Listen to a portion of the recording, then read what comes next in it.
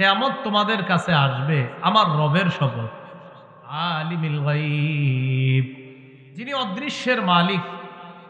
লা ইয়াযুবু আনহু মিসকালু যাররাতিন ফিস সামাওয়াতি ওয়ালা ফিল আরদি ওয়ালা আসগরু মিন যালিকা ওয়ালা আকবারু ইল্লা ফি কিতাবিম মুবিন।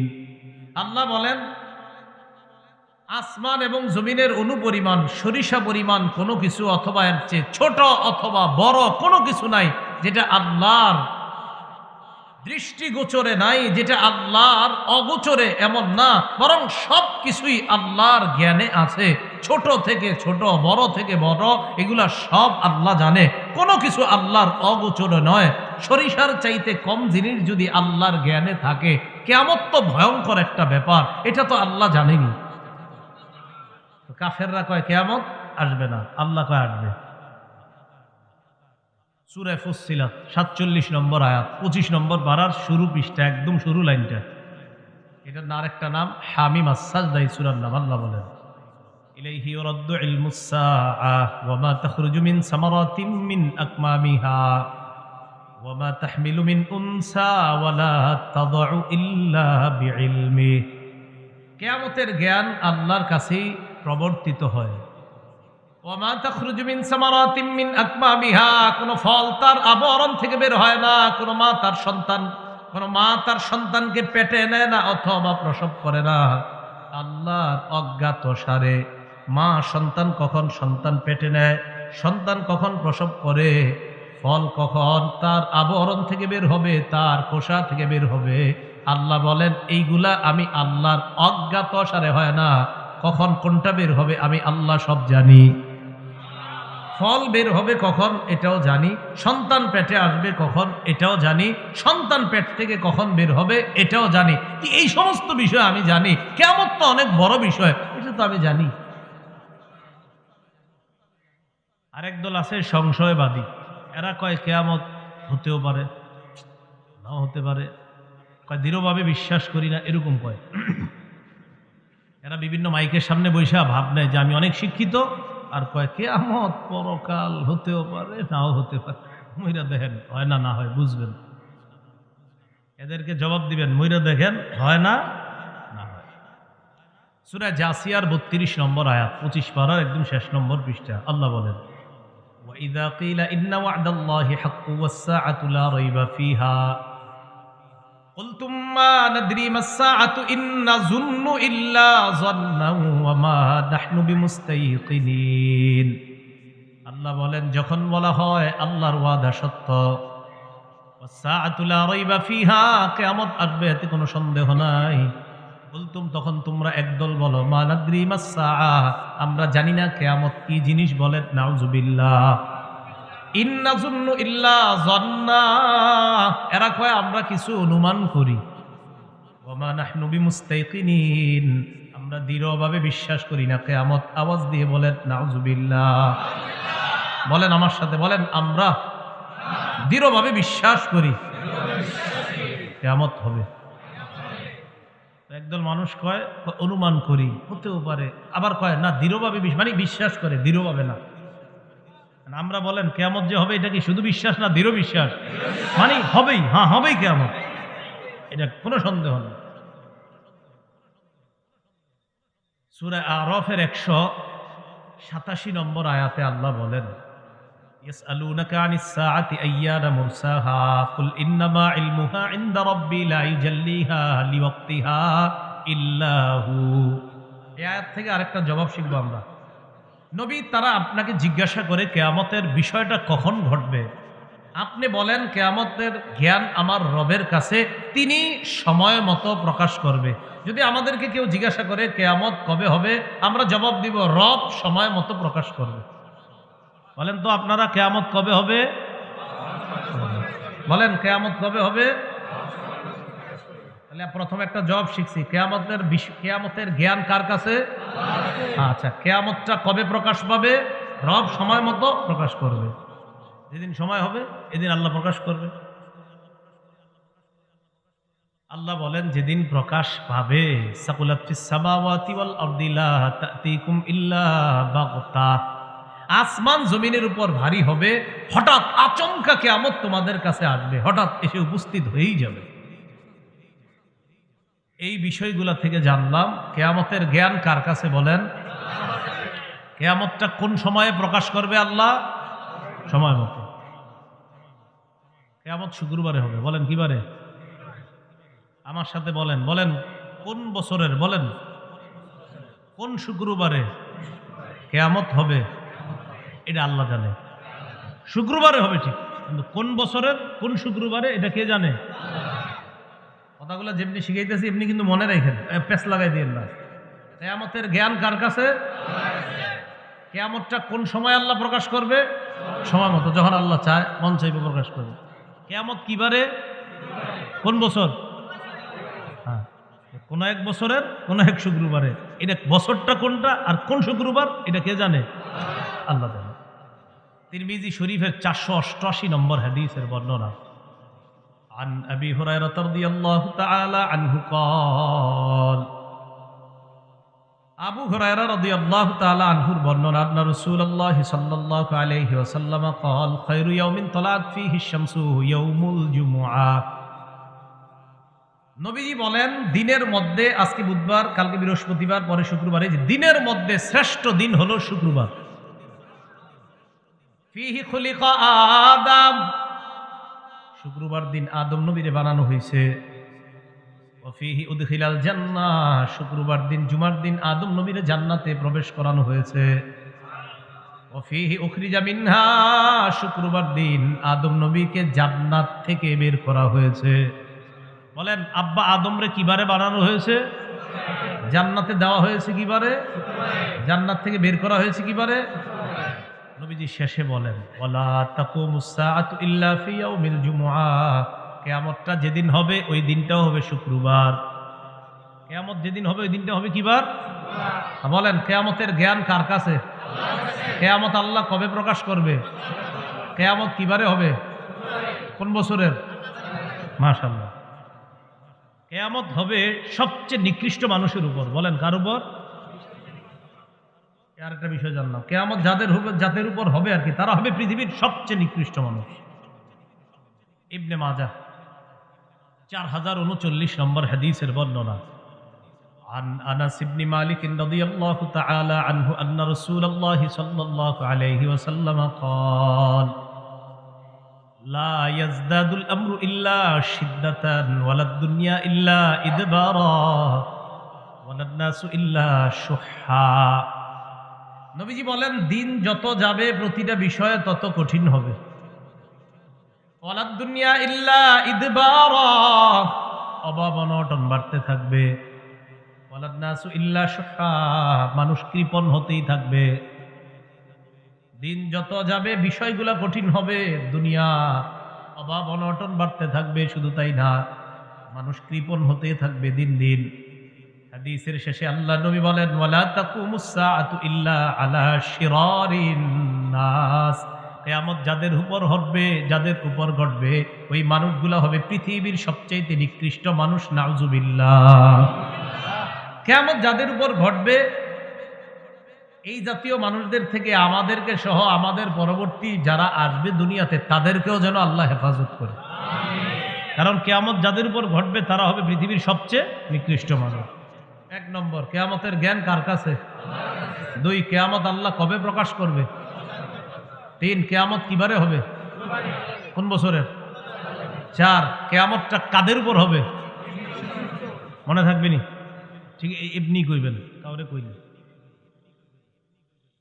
কিয়ামতটা যেদিন হবে, ইসরাফিল একটা সিংহায় ফু দিবে, সেদিন কিয়ামত হবে। ইসরাফিল সিংহাটা মুখে নিয়ে মাথাটা ঝুঁকায়া কানটা খাড়া করে রাখছে। সুবহানাল্লাহ। সিংহাটা মুখে, মাথাটা ঝুঁকায়া রাখছে, কানটা খাড়া করে রাখছে। নবীজি যে হাদিসটা বলছেন, এই হাদিসটা মন দিয়ে শোনেন। আর হাদিসের শুরুতে নবীজি যে কথাটা বলছে, এই কথাটা আজকে রাত্রে সহ প্রত্যেকদিন কয়েকবার স্মরণ করবেন বিছানায় মাথাটা লাগায়া। আল্লাহর পরে যিনি শ্রেষ্ঠ, কে তিনি? বলেন, মুহাম্মদ সাল্লাল্লাহু আলাইহি সাল্লাম। তিনি কি বলে দেখেন, তিরমিজি শরীফের বর্ণনা, 3243 নম্বর হাদিস, 3243 নম্বর হাদিসের বর্ণনা। এই হাদিসের মধ্যে নবীজি বলেন, আন আবি সাঈদিন আল খুদরি রাদিয়াল্লাহু তাআলা আনহু আন্না রাসূলুল্লাহ সাল্লাল্লাহু আলাইহি ওয়াসাল্লাম قال, নবীজি বলেন, কাইফা আনামু ওয়া ক্বাদ ইলতাকামা সাহিবুল কারনিল কারনা ওয়া হানা জাবহাতা ওয়া আসগা সামআ ইয়ান্তাজিরু আইয়ুমার আইয়ানফুখা ফায়ানফুখা ফিহা। নবীজি বলেন, আমি কিভাবে আনন্দ করব বলো তো।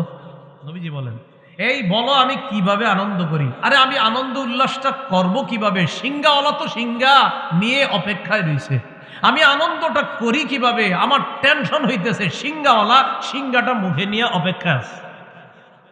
নবীজি কয়, এই টেনশনে আমি আনন্দই করতে পারতেছি না। নবীজি বলতেছে যে সিংহাওয়ালা সিংহাটা মুখে নিয়ে বসে রয়েছে, আমি এই টেনশনে আনন্দ করতে সুযোগ পাইতেছি না। আমার টেনশন হইতেছে সিংহাওয়ালা কখন ফুদিয়ে দেয়। কিভাবে আছে জানো? হানা জাবহাতা, কয় মাথাটা ঝুঁকায় রাখছে, কানটা খাড়া করে রাখছে, ইয়ান্তাজিরু আইয়ুমারা আইয়ানফুখা, অপেক্ষা আছে কখন সিংহায় ফু দেওয়ার হুকুম করবে। ফায়ানফুখা, ফু দেওয়ার হুকুম করতে দেরি, ফু দিতে দেরি হবে না। সাহাবীগণ বললেন, ফাকাইফা নাকুলু ইয়া রাসূলুল্লাহ, তখন আমরা কি বলবো আমাদেরকে একটু জানায়া দেন। এই জাতীয় পেরেশানির সময় আমরা কি পড়ব? নবীজি বললেন, কুলু, তোমরা পড়বা হাসবুনাল্লাহু ওয়া নি'মাল ওয়াকিল। পড়েন তো, তাওয়াক্কালনা আলাল্লাহি রাব্বিনা। নবীজি বলেন, এই পেরেশানি হলে তোমরা পড়বা হাসবুনাল্লাহু ওয়া নি'মাল ওয়াকিল, তাওয়াক্কালনা আলাল্লাহি রাব্বিনা। মনে থাকবে নি? হাসবুনাল্লাহু ওয়া নি'মাল ওয়াকিল, তাওয়াক্কালনা আলাল্লাহি রাব্বিনা। কার্যনির্বাহী হিসাবে আল্লাহ আমাদের জন্য যথেষ্ট। হাসবুনাল্লাহ, আল্লাহ আমাদের জন্য যথেষ্ট। নি'মাল ওয়াকিল, তিনি কতই না উত্তম কার্যনির্বাহক, তিনি কতই না উত্তম অভিভাবক, তিনি কতই না উত্তম ওকিল। আমরা আল্লাহর উপর ভরসা করলাম, যিনি আমাদের রব, এই রবের উপর আমরা ভরসা করলাম, ইনশাল্লাহ কিচ্ছু হবে না। মানে এই জাতীয় একটা আত্মবিশ্বাস রাখা। হ্যাঁ, এই পেরেশানিও আনা যে সিংহাওয়ালা তো সিংহা মুখে নিয়ে আসে, আমি উল্লাসটা করি কিভাবে? আমি গান কিভাবে শুনি? সিংহাওয়ালা তো সিংহা মুখে নিয়ে আসে, কখন ফু দিয়ে দেয়? আমি কিভাবে বিভিন্ন অশ্লীল কর্মকাণ্ড দেখি? সিংহাওয়ালা তো সিংহা মুখে নিয়ে বসে আছে। রাসূলুল্লাহ সাল্লাল্লাহু আলাইহি সাল্লাম বলেন, সিংহাওয়ালা সিংহাটা মুখে নিয়ে আসে। ইসরাফিল, সিংহা কি জিনিস?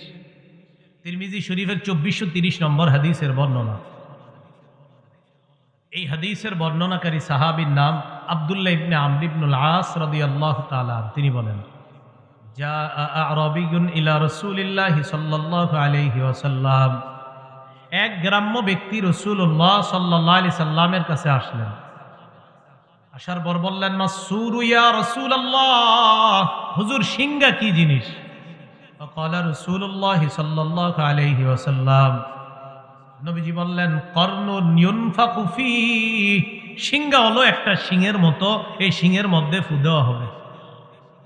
এক ব্যক্তি আসলেন, আসার পর বললেন, হুজুর সিংহা কি জিনিস? নবীজি বললেন, সিংহা হলো একটা শিং, এই শিংয়ের মধ্যে ফু দেওয়া হবে। তাহলে এটা হলো সিংহা। এটা কিসের মতো দেখতে? শিংয়ের মতো। কেমন দেখতে আল্লাহ ভালো জানেন। তাফসীরের কিতাবে আসছে প্রচুর ছিদ্র থাকবে এটার ভিতর। কি পরিমাণ আল্লাহ ভালো জানে, এত পরিমাণ ছিদ্র থাকবে। এটার মধ্যে ইসরাফিল ফু দিবে। প্রথম ফুটা দেওয়ার সাথে সাথে হাদিসে আসছে ফু হবে 2টা, তাফসীরের কিতাবে আসছে ফু হবে 3টা। হাদিসের ভাষ্য অনুযায়ী যদি ফু 2টা হয়, প্রথম ফুয়ে জমিন পাহাড়গুলা এক ধাক্কায় সব চূর্ণ বিচূর্ণ হয়ে যাবে। এক ধাক্কায় মানুষগুলা বেহুশ হয়ে যাবে। দ্বিতীয় ফুয়ে সব মানুষগুলা বেহুশি থেকে আবার কিয়ামতের ময়দানে উঠবে। রাসূলুল্লাহ সাল্লাল্লাহু আলাইহি সাল্লামের হাদিসের ভাষ্য অনুযায়ী প্রথম ফুটাকে বলা হয় নাফখাতুস সাকি, বেহুশির ফু।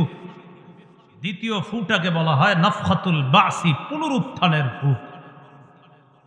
সূরাতুল হাক্কার 13 থেকে 18 নম্বর আয়াতে আল্লাহ বলেন, ফাইদা নুফিখা ফিস সূরি নাফখাতু ওয়াহিদা, সিংহার মধ্যে যখন ফু দেওয়া হবে, একটা মাত্র ফু, ওয়া হুমিলাতিল আরদু ওয়াল জিবাল ফাদুক্কাতা দাক্কাতা ওয়াহিদা। প্রথম ফুয়ের সাথে সাথে জমিন, পাহাড়, পর্বতগুলা যা আছে সব এক ধাক্কায় চূর্ণ বিচূর্ণ হয়ে যাবে।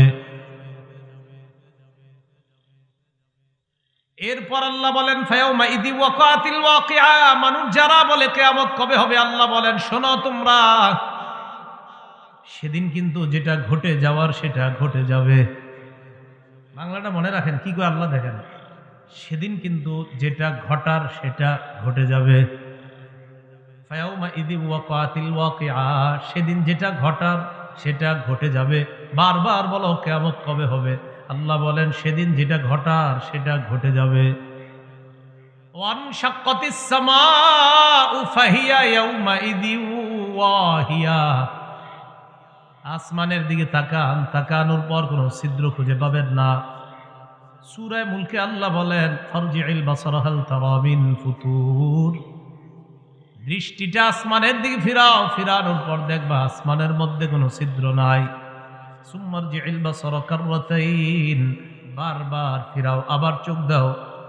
একবার আপনি আসমানের দিকে চোখ দিলেন, দেওয়ার পর চোখটা নিচের দিকে আনলেন, আল্লাহ কয় আবার দাও, দেওয়ার পর আসমানের মধ্যে কোনো ছিদ্র খুঁজো।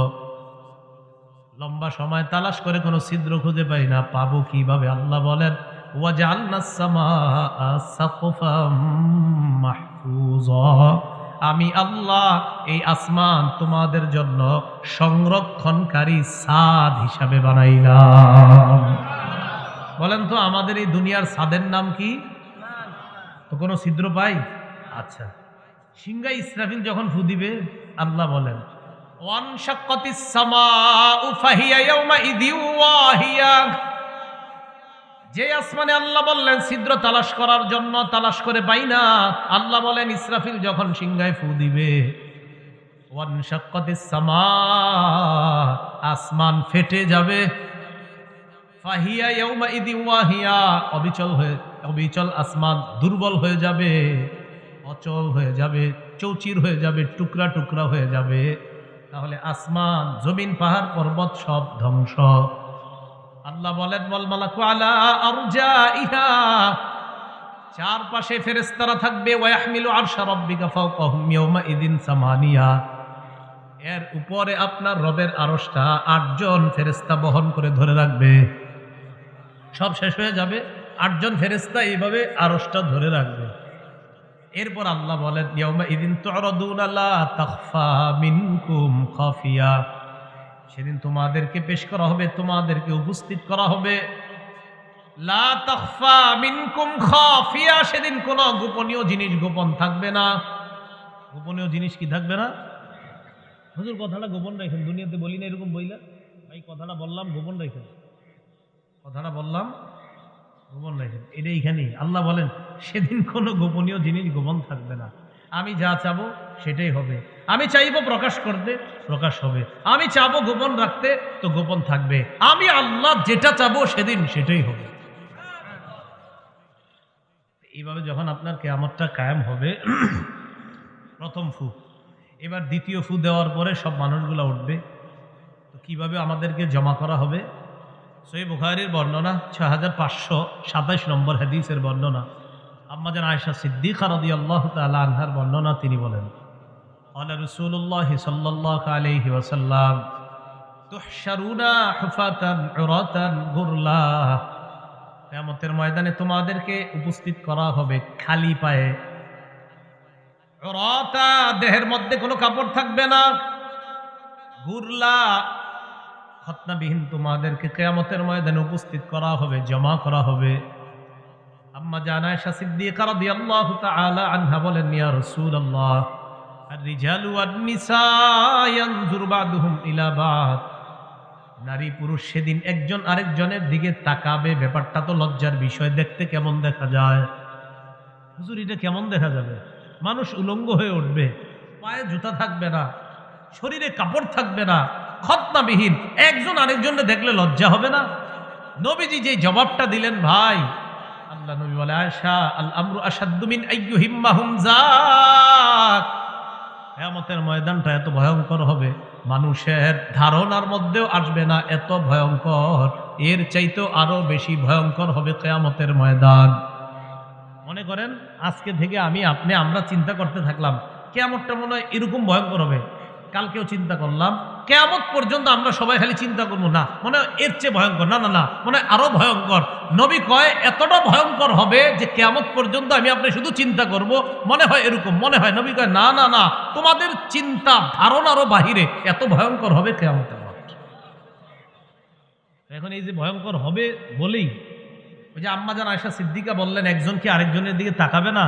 নবীজি বলে, আয়েশা এই যে তাকানো এটা তো তোমাদের মনের বিষয়, কিয়ামতের মাঠে এই মনের বিষয়গুলা থেকেও আলাদা হবে ভয়ঙ্কর। বললামই তো, আরে তোমার তো এই চিন্তারই সুযোগ থাকবে না আয়েশা। কিয়ামতের ময়দানে প্রত্যেকটা মানুষ তার নিজের নিয়ে এত পেরেশানির মধ্যে থাকবে, পাশের জনের শরীরে কাপড় আছে না নাই এটাও সে দেখার সুযোগ পাবে না। আরে দেখেন তো এই লোক, আমরা পাশে দুইজন, এটা কোনো কথা যে এর দিকে আমি তাকাবো না? নবীজি বলে তোমরা ধারণা করতেছো যে পাশের জনরে আবার কিভাবে না দেখে। নবী কয় ধারণা করতেই থাকো, কিন্তু কিয়ামতের মাঠের ভয়াবহতা এত ভয়ঙ্কর হবে, পাশের জন কি খালি গায়ে আছে না উলঙ্গ, তুমি নিজের পেরেশানিতে ওর দিকে তাকানোর সুযোগই পাবে না। তাহলে পেরেশানি কেমন হতে পারে? এবার কি অবস্থা হবে সেখানে? সেখানে যারা জাহান্নামী হবে, আল্লাহ না করেন, আল্লাহ হেফাজত করেন, আমাদেরকে যেন জাহান্নামী আল্লাহ না বানায়। আমাদের নাম কারো যদি জাহান্নামী হওয়ার সম্ভাবনাও থাকে, আল্লাহ যেন এখনই তার নামটা সেখান থেকে কেটে জান্নাতি করে দেয়। সহিহ বুখারীর 6532 নম্বর হাদিসের বর্ণনা, قال رسول الله صلى الله عليه وسلم يعرق الناس يوم القيامة حتى يذهب عرقهم 70 ذراعا। নবীজি বলেন কিছু মানুষ কিয়ামতের ময়দানে এমন ভাবে ঘর্মাক্ত হবে, ঘামিয়ে যাবে, তাদের ঘামগুলো 70 গজ পরিমাণ ছড়িয়ে যাবে। শুধু তাই নয়, ইউলজিমুহুম ইলজামা হাত্তা ইয়াযহাবা আযানাহুম হাত্তা ইয়াবলুগা আযানাহুম। ঘাম হইতে হইতে এত পরিমাণ হবে, নাক পরিমাণ, কান পরিমাণ, এই মাথা নাক কানগুলা একবার ঘামের সাগরের মধ্যে একবার ডুববে আবার উঠবে। আল্লাহ নবী কয় একজনের ঘাম হবে এরকম 70 গজ। কিয়ামতের ময়দানের ঘাম, নাক যাবে ঘামের নিচে, চোখ যাবে নিচে, কান যাবে নিচে, মাথাটা একবার নিচে যাবে আর একবার উপরে উঠবে। এইভাবে পরিস্থিতি চলতে থাকবে। সহিহ বুখারীর 4712 নম্বর হাদিসের মধ্যে আসছে, আদম নবী, ইব্রাহিম নবী, নূহ নবী, ইব্রাহিম নবী, মুসা নবী, ঈসা নবী, 5 নবী সেদিন মানুষ বিপদে পড়ে 5 জনের কাছে যাবে। যাওয়ার পর 5 জনেই জবাব দিবে, ইন্না রাব্বি ক্বাদ গাদিবা আল-ইয়াওমা গাদবান লাম ইয়াগদাব ক্বাবলাহু মিসলা ওয়া লা ইয়াগদাব বা'দাহু মিসলা। আজকে রব এত রাগ করে আছে, আজকের আগে এমন রাগ কখনো করে নাই, আজকের পর এত রাগ কখনো করবে না। সবাই এই জবাব দিবে, এত রাগ করে আছে। কিয়ামতের ময়দানে আল্লাহ পাক রব্বুল আলামিন সব মানুষদের সামনে একটা কথা বলবে। এই কথার জন্য আমার আপনার তৈরি থাকা দরকার। আর রাজা বাদশাহ যারা, তারা তো তৈরি থাকাই দরকার। সহিহ বুখারীর 4812 নম্বর হাদিসের বর্ণনা, عن أبي هريرة رضي الله تعالى عنه قال قال رسول الله صلى الله عليه وسلم নবীজি বলেন, ইয়াকবিজুল্লাহুল আরদা ওয়া ইয়াতবিস সামাওয়াতি বিয়ামিনি। পুরা জমিনটাকে আল্লাহ কবজায় নেবেন, সব আসমানগুলা পেঁচায়া কুদরতি ডান হাতের মধ্যে নেবেন, 7টা আসমান পেঁচায়া নেওয়ার পর দেখেন কিয়ামতের ময়দানে আইসা আল্লাহ বলবেন, আনাল মালিক, আমি বাদশাহ।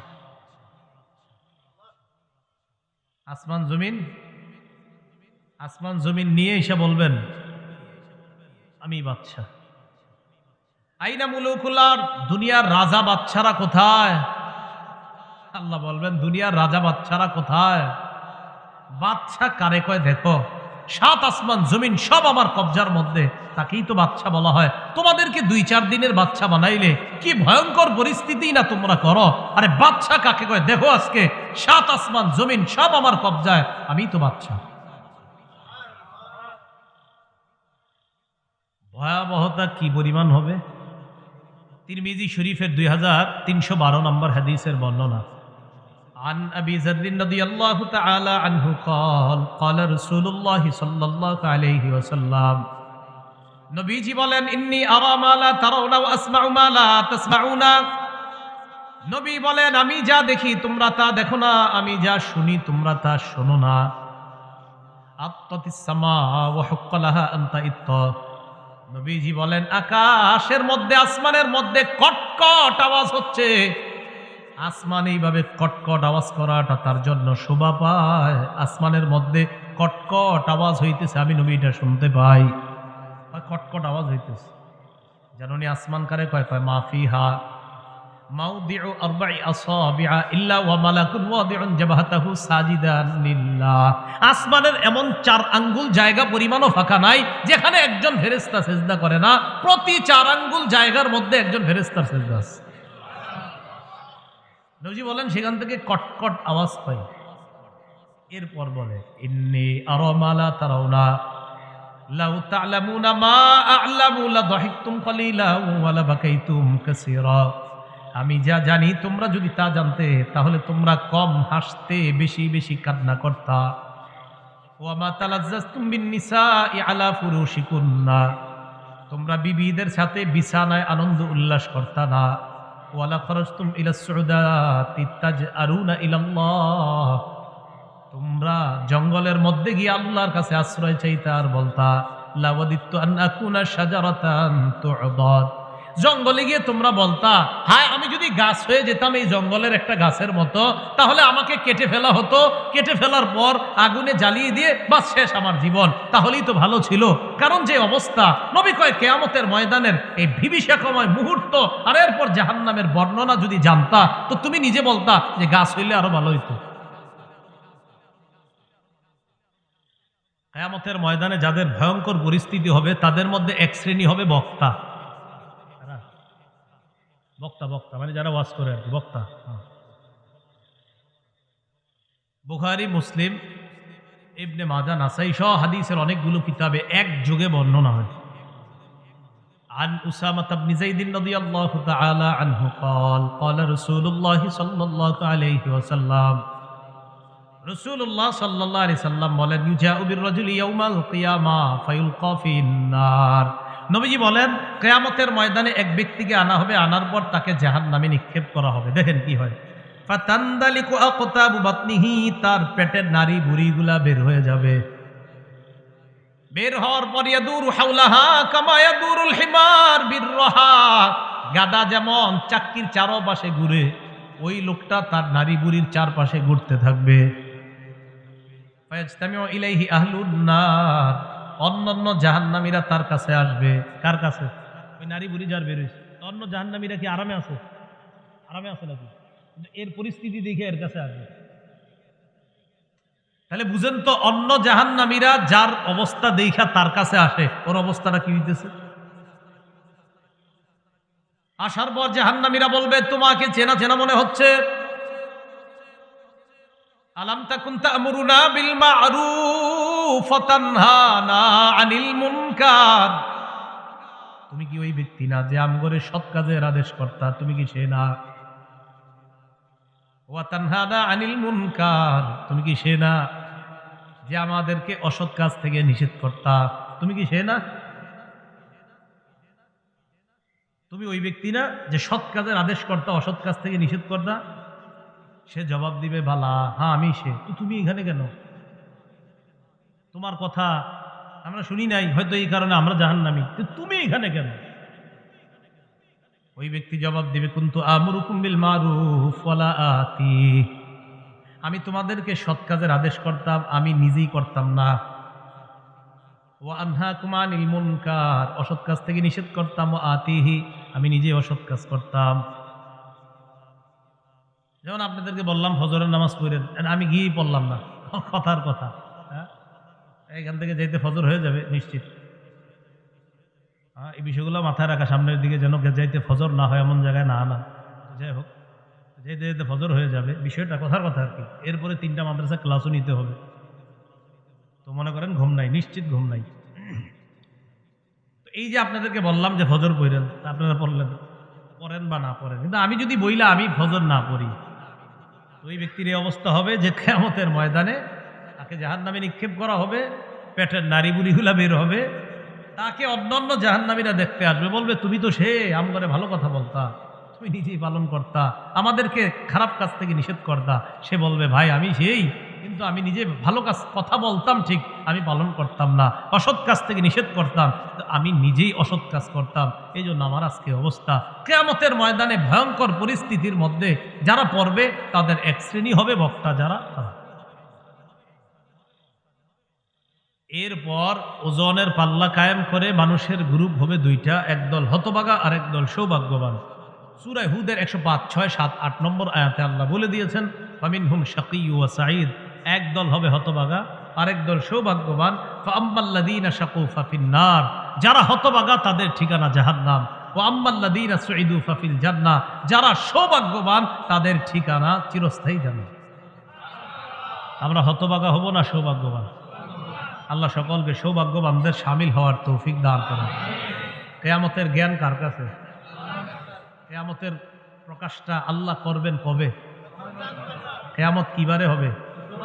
কোন বছরের? কে জানে? কিয়ামত কাদের উপর হবে? মাহদি আসবেনি। মাহদি সে হবে যার সাথে নবীর কথা মিলে যাবে। বলেন মাহদি আসবে? বলেন মাহদি কে হবে? সবাই হ্যাঁ পুরাটা বলবেন, বলবেন যার সাথে নবীর কথা মিলে যাবে। বলেন ইমাম মাহদি কে হবে? আবার বলেন ইমাম মাহদি কে হবে? তাহলে চিপা চুপা থেকে কেউ যদি বলে আমি ইমাম মাহদি, হবে না। যার সাথে নবীর কথা মিলে যাবে তিনি হবেন ইমাম মাহদি। তাহলে অনেকে বলবে উনি মাহদি, যে আমাকে শরীয়তপুর অমুক জায়গায় পাওয়া গেছে একজন, বা অমুক জায়গায় পাওয়া গেছে, এরকম যদি কেউ বলে আমরা বলবো ভাই না, আপনি এগুলা শুধু শুধু বললেন না, নবীর কথা মিলতে হবে, তাহলে সেই হবে মাহদি। নবীর কথা যদি না মিলে, আপনার দাড়ি যদি পা পর্যন্ত হয়, আপনি মাহদি না। নবীর কথা মিলতে হবে মাহদির সাথে। আল্লাহ কথাগুলা বোঝার তৌফিক দান করেন। আল্লাহ আমাদের সকলকে মাফ করে দেন। আপনাদের সাথে আবার জান্নাতে আল্লাহ দেখা করার ব্যবস্থা করে দেন। ওয়া আখিরু দাওয়ানা আলহামদুলিল্লাহি রাব্বিল আলামিন।